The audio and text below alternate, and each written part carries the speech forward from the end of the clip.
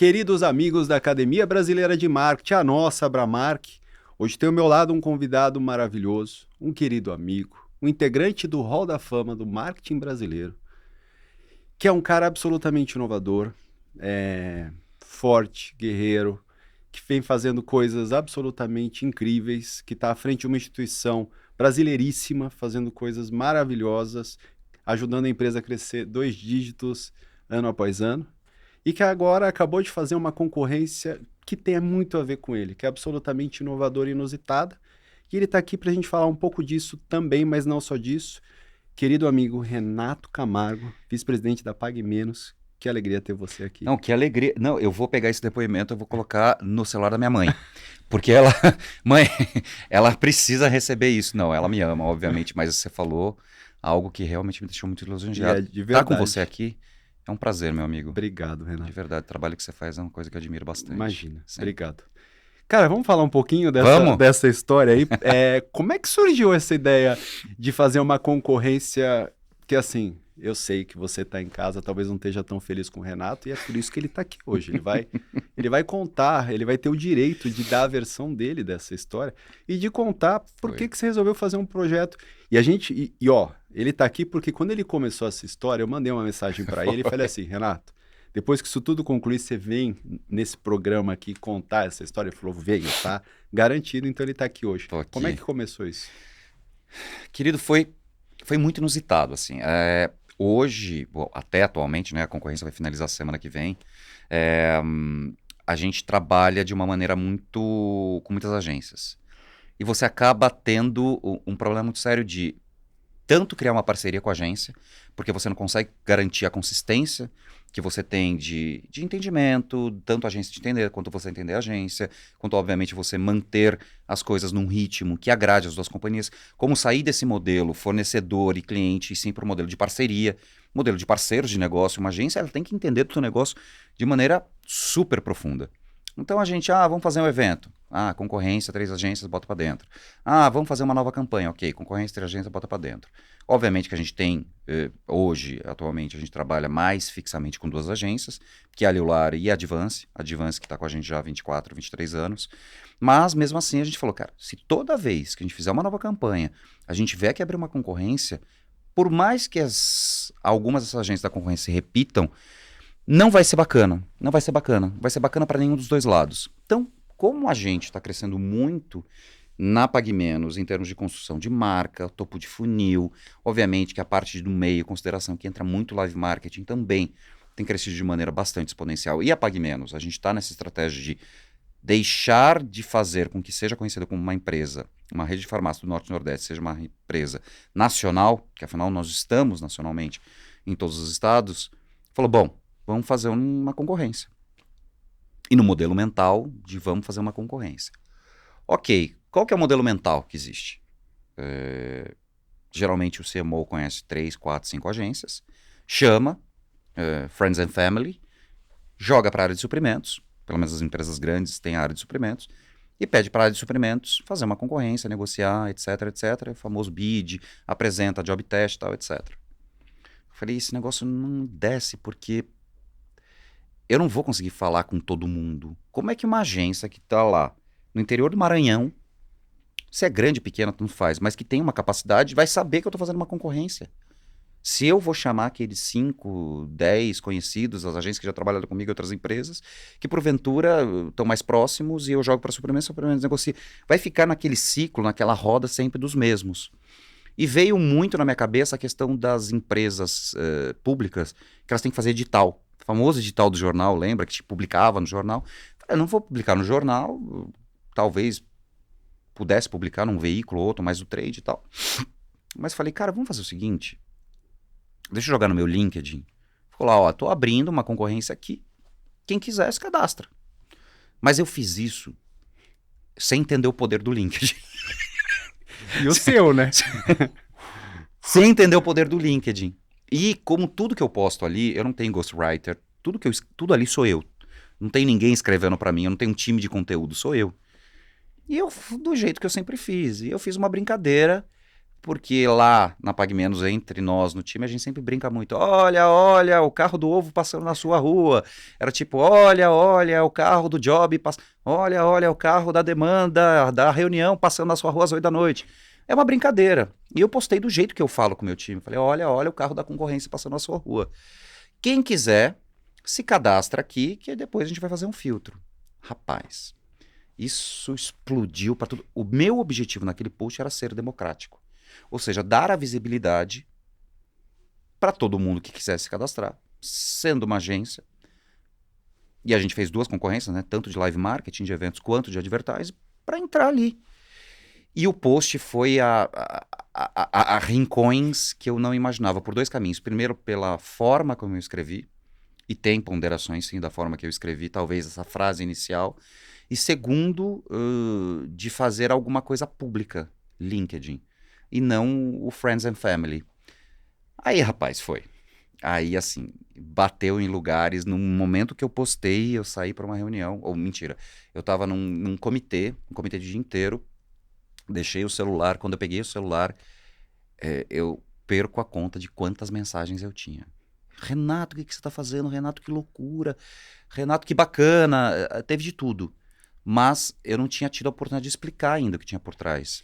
E, obviamente, como você faz, e aí, nada que eu não mereça, a culpa era minha. Toda vez que você faz um negócio público, você está sujeito ao julgamento público. Sim.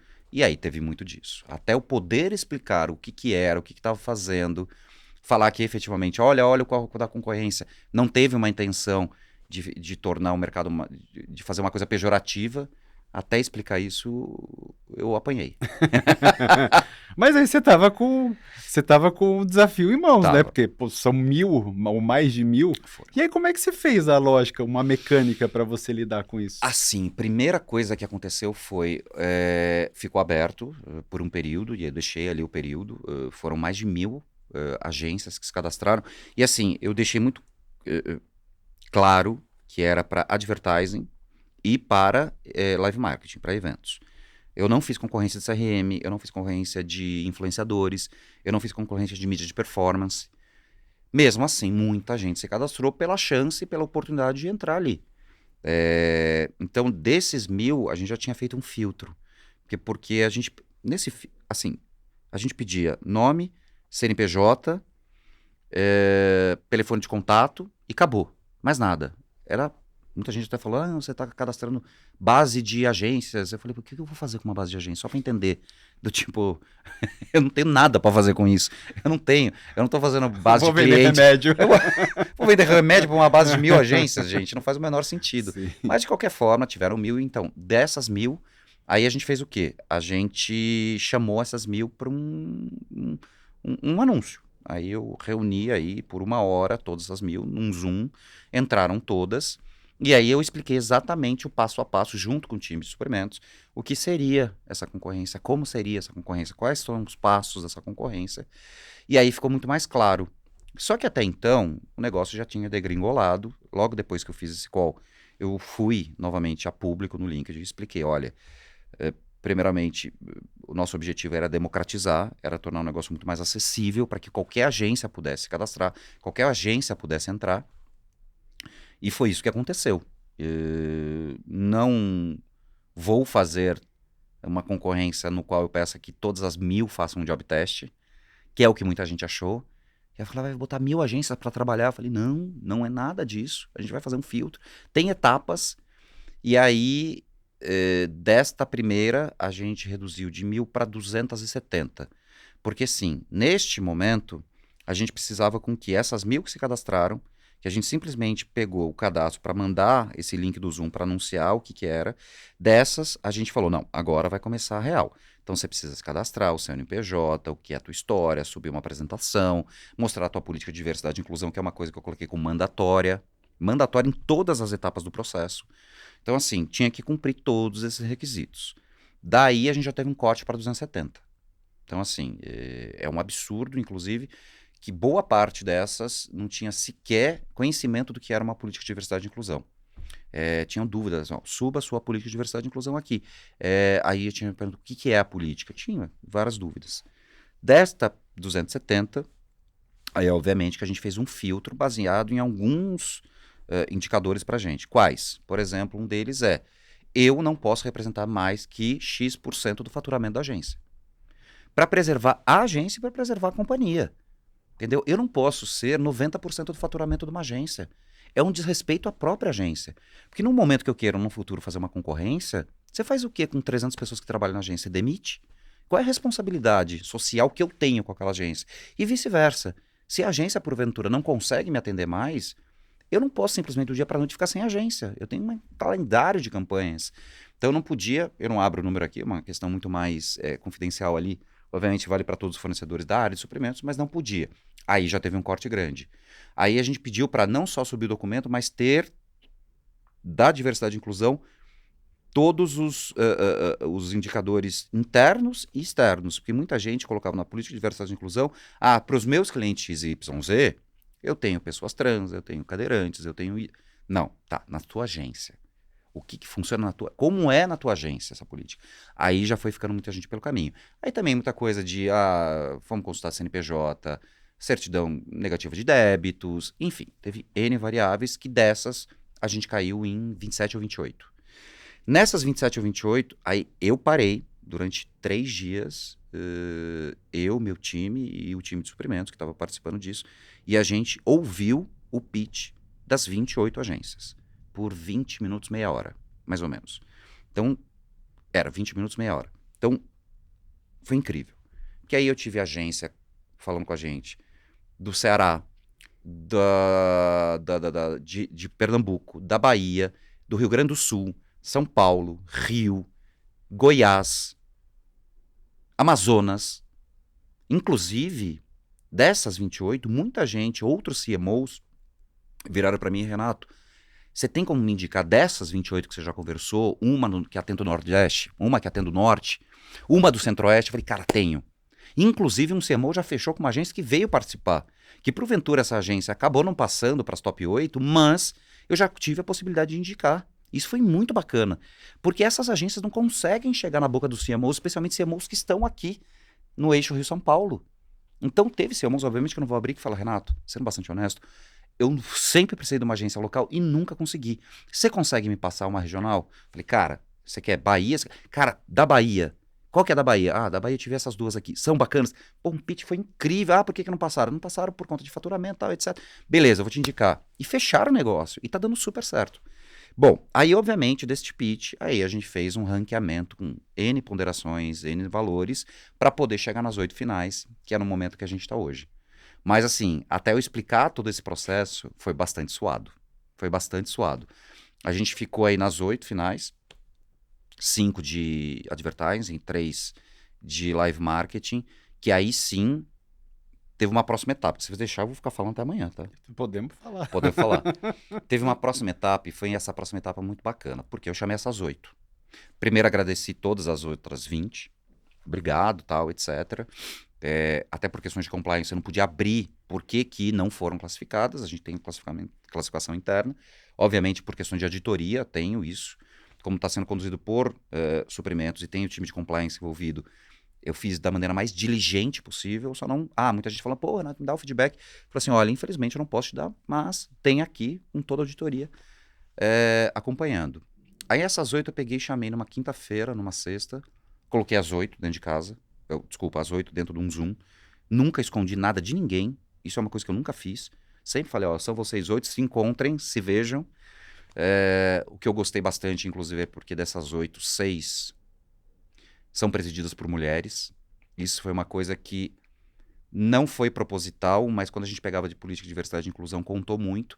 No ranking, este indicador, ele não era um indicador com menos peso, eram os que mais tinha peso, porque eu sou uma marca nordestina, Brasil inteiro, 60% do meu público, ou dos meus colaboradores, são pretos e pardos, 70% da minha liderança é feminina, 60% da companhia de mulheres, eu sou gay, boa parte do meu time é LGBT, não tinha condição de eu ter uma agência que não representasse isso para mim. Então, isso teve um ponto muito forte. E aí, eu fiquei muito feliz, botei todo mundo na sala, e aí falei: olha, agora que vocês passaram, parabéns, tal, etc., a gente vai fazer um job test, A gente tinha pedido para fazer um evento grande que a gente tem de mulheres em 2026 para as agências de evento e era uma campanha de Black Friday para as outras. Vocês vão ter a tal, e depois vocês apresentam para a gente, para um comitê, e a gente vai para a RP negociar. Beleza. O que eu já tinha... Encerrado Histórias foi uma sexta. Eu já tinha na minha cabeça que a gente ia pagar pelas agências que não passassem. Por quê? É danoso, querido. É danoso para uma agência parar e fazer um job test. Que por mais que você fale, por favor, não se matem, elas vão se matar para fazer o melhor. E por mais que você fale, não, só faça com um time que nos atenderia, a gente sabe que a gente vai pegar os melhores redatores, os melhores criativos, os melhores diretores de arte da agência e vão fazer com os melhores que porventura nem seja o time que vai nos atender no futuro. Então, por mais que eu falei, bom, ok, eu vou pagar. A única questão que eu estava discutindo lá dentro é quanto? Né? Como eu consigo valorar o trabalho de uma agência? Eu ia pagar 50 mil, 100 mil, 60 mil, 150 mil, não sei. Mas eu ia pagar, eu estava numa discussão com a área de suprimentos. Aí no sábado, e aí eu posso falar o nome dela, porque eu falei, olha, posso falar teu nome? Se um dia eu for falar sobre isso, ela falou, pode. Porque a gente está construindo o mercado juntos. A Gabi Onofre, ela estava em Madrid, era um sábado à tarde, à noite, ela me mandou mensagem. Ela estava chegando em Madrid de fuso horário, se era 7 da noite aqui, ela devia ser bem mais. Falou, querido, tal, eu fui CMO, sabemos, fomos anunciantes, somos clientes, etc, etc. Eu queria fazer um debate contigo. Vamos repensar esse modelo? Qual é o modelo que você pensou? Eu falei, Gabi, até aqui que você achou? Não foi bacana por isso, isso e isso. Falei, show. Ela falou, podia melhorar também. Falei, cara, concordo com os mesmos pontos que eu mesmo já sei que eu deveria ter melhorado nesse processo. Mas você pediu um job test? Eu falei, pedi. Ela falou assim, você vai pagar? Eu falei, a ideia é que eu pague. Eu falei, mas mesmo pagando, por que precisa do job test? Quando você vai construir uma loja, você pede para o escritório de arquitetura construir um banheiro para você ver como é que fica o banheiro e se der certo construir o resto da loja.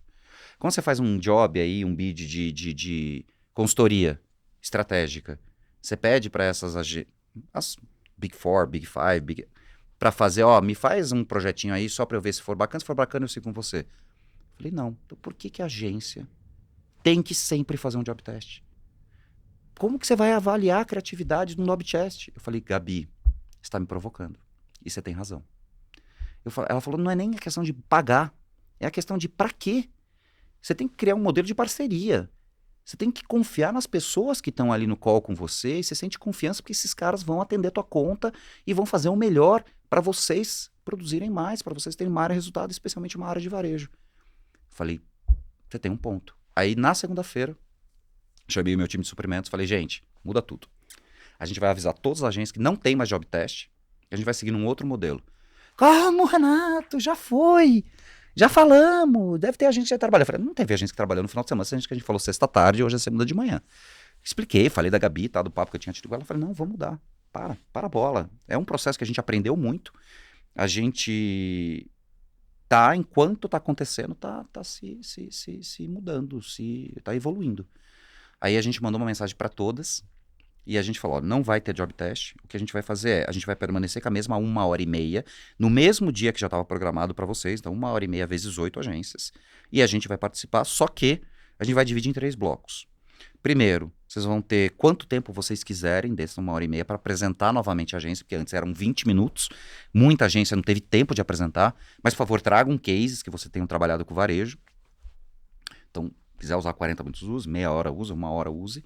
Depois, é um bloco de entrevistas, e a gente mandou para eles quais eram as perguntas. Então a gente colocava quem é o VP de criação, o VP de planejamento, o VP de mídia, e a gente ia fazendo perguntas.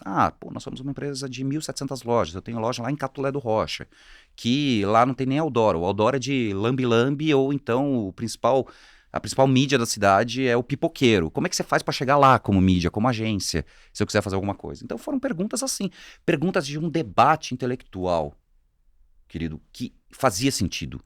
Que eu olhava para aquela pessoa e falava, quero trabalhar com essa pessoa. Olha que resposta, uma pessoa que entende o meu negócio. Coisa que nunca o job test ia resolver. Teve a entrevista aí, por último, sim, aí eu não abri mão também, a entrevista de diversidade e inclusão. E aí elas trouxeram todas os seus headers, líderes de diversidade e inclusão, o que eles estão fazendo, como eles estão fazendo na agência, o que eles têm para o futuro, como eles trabalham com os clientes, como eles conseguem, por todos os grupos minorizados, todos os indicadores sociais, trazer muito mais dinamismo, e acabava ali.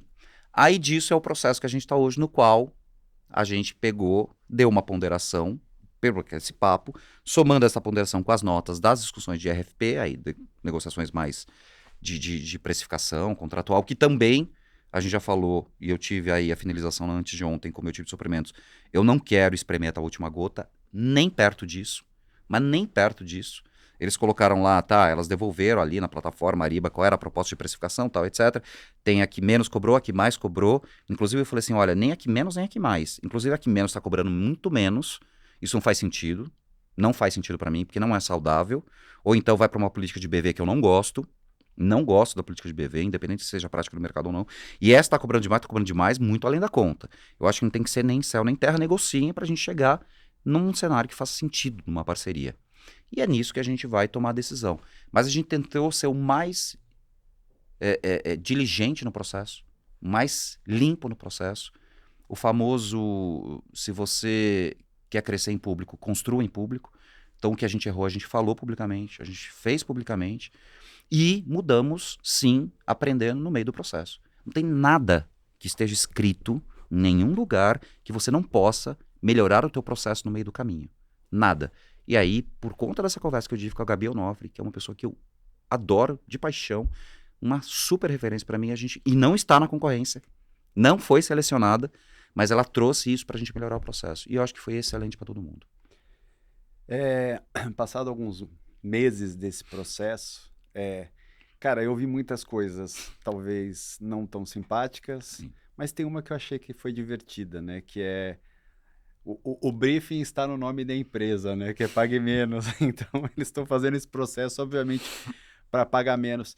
E no final dessa história, o que vocês acham que vocês são? E assim, a minha visão, eu acho que absolutamente inovadores e corajosos, mas como é que vocês se definem depois do processo como esse? Loucos, corajosos, inovadores? A gente não teve nenhuma intenção. O que a gente quis, sim, o que é uma coisa desde o primeiro momento e que para mim era fundamental quero ser democrático, quero que todo mundo veja que nós estamos fazendo uma concorrência. Eu quero que qualquer agência possa participar, mesmo que seja uma agência pequena, do interior do Goiás, que talvez não chegue na etapa final, eu quero que ela saiba que ela pode participar. Isso foi o principal, porque me incomodava muito. Meu marido trabalha na construção civil, aí eu cheguei para ele e falei assim, vocês têm agência, né? Uma empresa grande. Ele falou, tem. Eu falei, como que vocês selecionam agência? Basicamente, a gente conhece lá umas 4, 5 agências, manda para de suprimentos e eles negociam. Eu falei, bingo, é isso que eu não quero. Aí eu comecei a perguntar para outros colegas. Eu falei, gente, como que você seleciona agência? A gente faz uma concorrência. Não, pera, como que você fez a tua concorrência? Não, a gente pega e eu seleciono umas 8, 10 que a gente já trabalhou, que eu já trabalhei, ou que o meu time já trabalhou, batemos um papo entre nós e eles jogam para de suprimentos. Eu falei, é isso que eu não quero, porque tem muita que tá fora do radar. Tem muita agência que está fora do radar, no Brasil inteiro.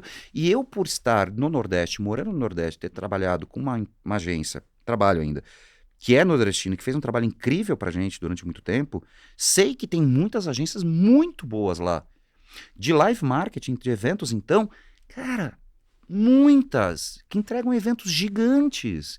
Então não faz sentido. E aí o canal que eu usei foi meu LinkedIn, porque eu posto tudo lá, porque eu posto minha vida corporativa inteira lá. Poderia ter postado novamente em qualquer veículo do trade. Então, o que eu queria é ser democrático.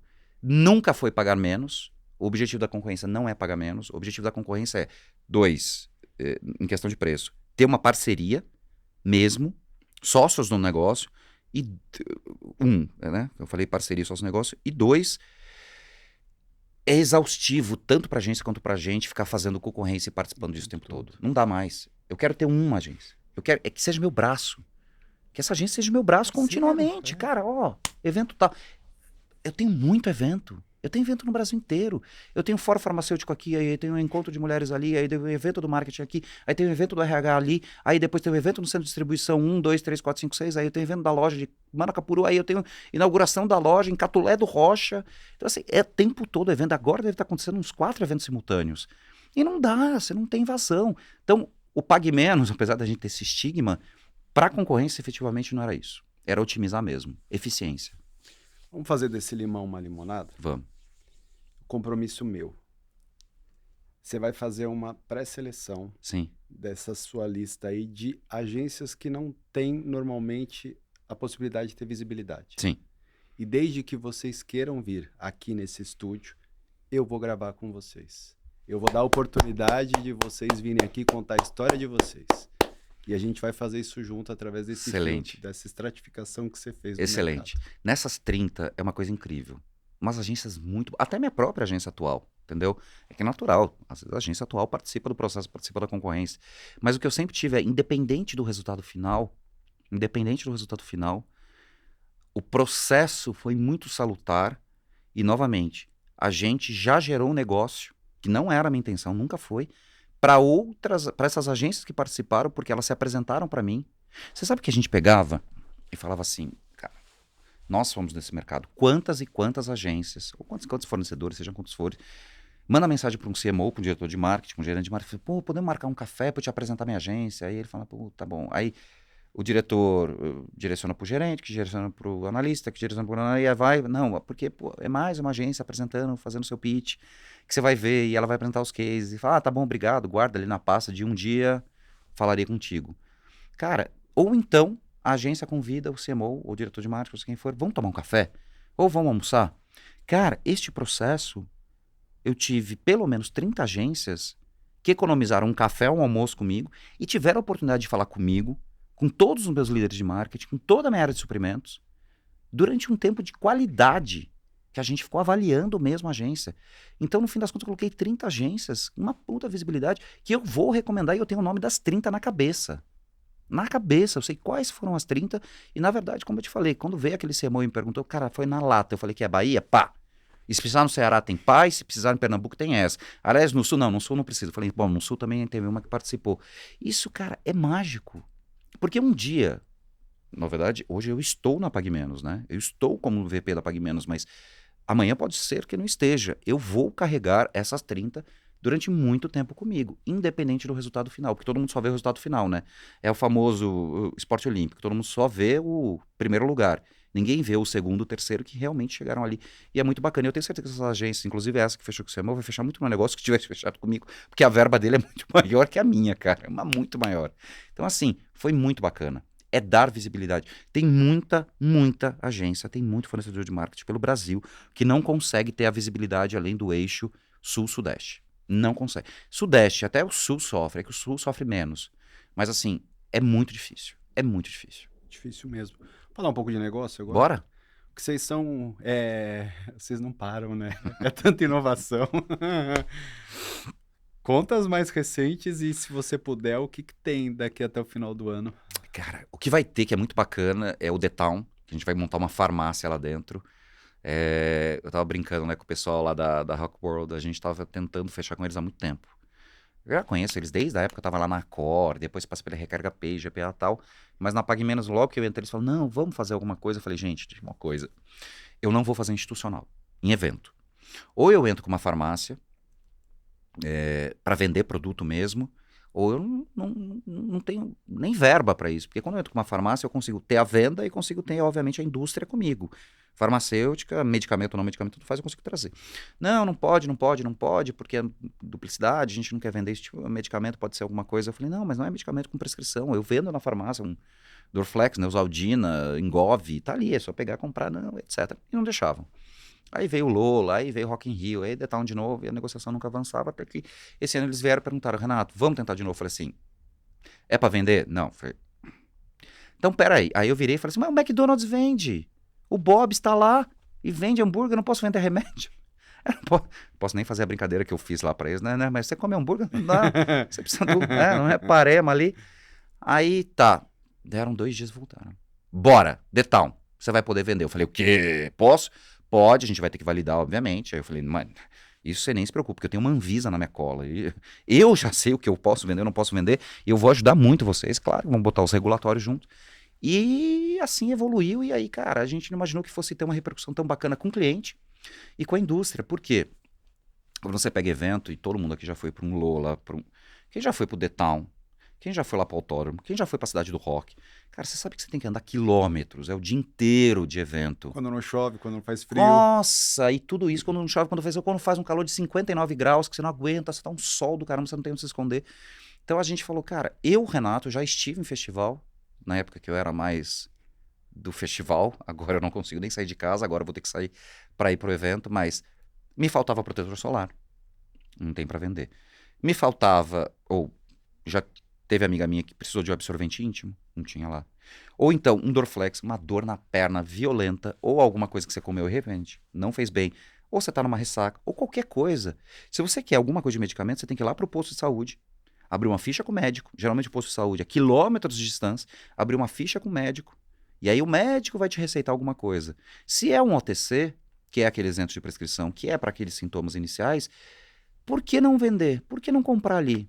E aí é o que a gente fez. Então a gente vai levar, a gente não sei quais todas as categorias que a gente vai colocar lá, mas vai colocar uma farmácia lá dentro para vender mesmo. Então o que você precisar dessa questão de farmácia, você vai poder encontrar lá. E aí, cara, a gente fez uma pesquisa. Clientes, o que vocês querem?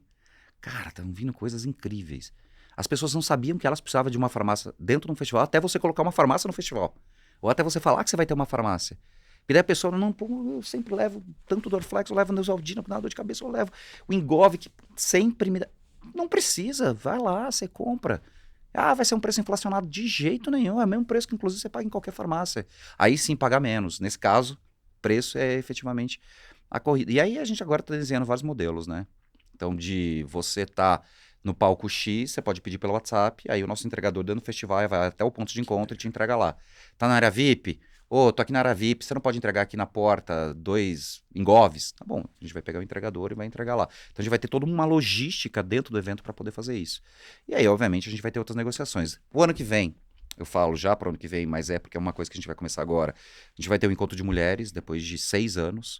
O Encontro de Mulheres é o maior encontro de mulheres do Brasil. A gente leva 26 mil mulheres por dia para Fortaleza, para uma série de workshops, shows, encontros de bem-estar, de qualquer coisa que você imaginar. Ele sempre foi muito positivo, foram 11 edições, a gente parou em 2019 por conta da pandemia, não voltamos até hoje, agora a gente vai voltar em grande estilo, estamos negociando inclusive aí com Rede Globo, para ver o que a gente consegue fazer de transmissão ao vivo, tal, etc. Eu estou falando em primeira mão aqui, tá? Que efetivamente não tinha contado ainda. Esse é um baita de um evento, são caravanas e caravanas que saem do Brasil inteiro para ir para lá. Tem as, óbvio, de segundo semestre é a área mais quente, né? O momento mais quente do varejo. Uma Black Friday que a gente vai vir, essa eu não posso abrir. Essa não posso abrir, porque muita gente pode ouvir, mas essa Black Friday nossa. Pra você ter uma ideia, a Black Friday do ano passado, eu investi e faturei também, tá? 4 vezes que eu fiz em 2023. O aniversário que acabou agora em maio da Pague Menos, que a gente fez 44 anos e fez uma grande campanha, eu investi 3 vezes o que eu investi na Black. Na Black desse ano, eu investi 10 vezes o que eu investi agora. A gente vai fazer uma coisa, se é para fazer, a gente vai fazer direito. Não, quando é para entrar, a gente entra direito no negócio. Por quê? Isso tem a ver com construção de marca. Não é ego de marqueteiro, de publicitário. Nós somos uma empresa que, apesar de estar em todos os estados, 400 cidades, todas as capitais, ainda todo mundo acha que é do Norte e Nordeste. Eu preciso ficar continuamente construindo marca. Por quê? É o famoso efeito da Kombi branca. Você fala, nossa, uma Kombi branca. Por 2 meses, você só vai ver Kombi branca. Qualquer Kombi branca que passar, você fala, nossa, a Kombi branca. É coisa que você nunca via. A gente está fazendo isso.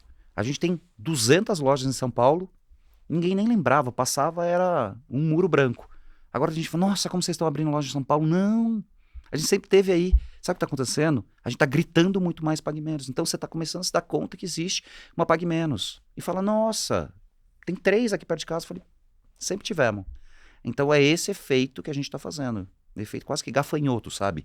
E falar. E eu acho que é bacana porque você consegue ter mais competitividade em regiões que a minha concorrência domina fortemente. Você consegue trazer mais acesso à saúde também para muita gente. Acho que o trabalho da minha concorrência é um trabalho espetacular, a gente conversa super, inclusive.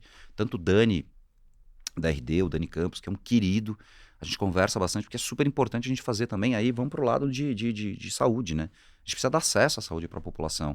Independente se vai ser via RD com público mais AB, eu que sou um pouco mais CD, tanto faz. A gente precisa dar acesso à saúde para a população, e isso é fundamental. Renato Camargo, Meu querido amigo, Querido, que honra ter você aqui. é minha. Obrigado por você aceitar esse desafio. Me sinto muito feliz por essa oportunidade, inclusive pelas coisas que você disse aqui em primeira mão. E espero te encontrar aqui mais muitas vezes, porque eu continuo sendo seu fã. Você que está aí, que ficou talvez não tão feliz com esse processo, você teve a oportunidade de ouvir a história do lado do Renato. E assim, eu conheço o Renato tempo suficiente para saber que seguramente foi com a melhor das intenções. Obrigado. Obrigado, meu amigo. Sempre um prazer estar aqui. Parabéns por todo o trabalho que você faz. Obrigado. Eu sei o teu esforço, eu sei a tua liderança, eu sei o que você entrega, eu sei o que você representa para todo o mercado. Parabéns pelo que você faz. Obrigado. Bom?